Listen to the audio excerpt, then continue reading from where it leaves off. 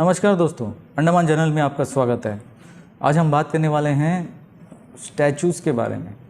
Independence के बाद में हमारे देश में बहुत सारे स्टैचूज़ बने हैं। हमारे देश में महात्मा गांधी जी का स्टैचू है, BR अम्बेडकर का स्टैचूज़ हैं, नेताजी सुभाष चंद्र बोस के स्टैचूज़ हैं, सरदार वल्लभ भाई पटेल जी का स्टैचूज़ हैं, के कामरा जी का स्टैचूज़ हैं, स्वामी विवेकानंद जी का स्टैचूज़ हैं, छत्रपति शिवाजी महाराज का स्टैचूज़ हैं, श्री रामानुजा जी का स्टैचूज़ हैं, बसवन्ना जी का स्टैचूज़ हैं जो कर्नाटका के हैं, डॉक्टर APJ अब्दुल कलाम जी का स्टैचूज़ हैं, रानी लक्ष्मीबाई जी का स्टैचूज़ हैं, भगत सिंह का स्टैचूज़ हैं, मदर तेरेसा का स्टैचूज़ हैं, पेरियार का स्टैचूज़ हैं, रविंद्रनाथ टैगोर का स्टैचूज़ हैं और सेंट तिरुवल्लुवर जी का स्टैचूज़ हैं। इनके अलावा और भी बहुत सारे स्टैचूज़ हैं। ये सब कौन है दोस्तों? ये सब एक इंसानी तो थे। हमारी आज़ादी का बाद में से सिर्फ मैं ये स्टैचूज़ बता रहा हूँ, हो सकता है उनसे पहले और भी बहुत सारे स्टैचूज़ हैं, लेकिन फिर भी हमारे नॉलेज के लिए हमारा जो मेमोरी है फ़िलहाल उतना ही का बात करेंगे। सिर्फ इंडिपेंडेंस का बात कर लेते हैं तो इतने सारे स्टैचूज़ हैं। तो दोस्तों हम सिर्फ इनके लिए स्टैचूज़ बना देते हैं और पर्टिकुलरली एक डे फिक्स कर देते हैं।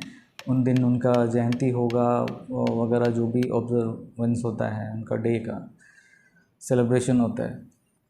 इन सब का जो कंट्रीब्यूशन है हमारे देश के लिए, हमारे कंट्री के लिए, वो ही सिर्फ हमें और उन स्टैचूज़ में फ़र्क कितना है दोस्तों? उनका स्टैचूज़ क्यों बना है, क्या वजह से बना है, क्या बताता है वो स्टैचूज़, हमें क्या दिखाता है, ये चीज़ जो है दोस्तों समझने का ज़रूरत है।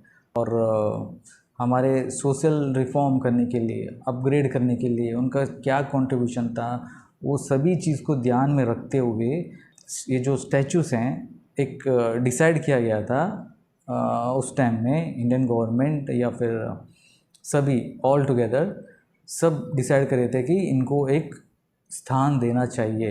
इन ऐसे इंसानों की कमी है, ऐसा लोग और होना चाहिए। तो ये आइडेंटिफाई करने के लिए ये जो है रिकग्निशन वाला चीज़ है दोस्तों। उनको देखकर बाकी लोग भी उनसे कुछ सीखे और उस तरह बने। ये इसका जो स्टैचूज़ का जो पूरा जो स्टैचूज़, बस्ट्स, ये सब बनाने का जो मोटो है वो बिहाइंड यही होता है दोस्तों। इस तरह के जो इंसान हैं वो वापस कोई बने। कोई बाय बर्थ कोई ऐसा महान नहीं होता दोस्तों, वो बाद में अपने लाइफ में कुछ अचीवमेंट्स के साथ, अचीवमेंट्स के बाद ही इस स्टेज तक पहुंच पाते हैं। तो उन्हीं में से दोस्तों बहुत सारे इस तरह के लोग थे उस टाइम में, जो हमें प्रतिमाओं में, स्टैचूज़ में दिखते हैं। तो आज के डेट में दोस्तों ये क्या समझते हैं इस डे को, इस ऑब्जर्वेशंस को, उनका जो सेलिब्रेशंस, जयंती ये सब करते हैं, उसमें क्या रह गया है दोस्तों?